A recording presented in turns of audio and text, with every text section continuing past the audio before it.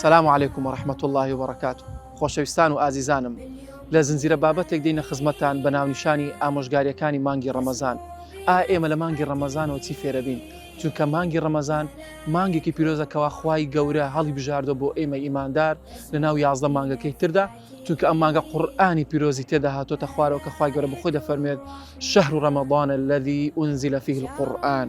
وەرە ئەو شەوەی کەوا پیرۆز کردووە کە شەوی لەیلەتول القەدر لەناو ئەم مانگەدا، بۆیە پێویستە ئەم مانگە بە دەرفەتێک بزانین، بە هەلێک بزانین بۆ ئەوەی خۆمان ئیمانی خۆمان زیاد بکەین. و هەروە ئەو خاڵانی کەوا لە زنجیرە بابەتەکە باسی دەکەین پشتیوان بەخوای گەورە لە ئەڵلقەکانی داهاتوو، پێویستە ئێمە ڕەچاوی ئەو خاڵانە بکەین کەوا لەم مانگەدا ئەم خاڵانە جێبەجێ بکەین.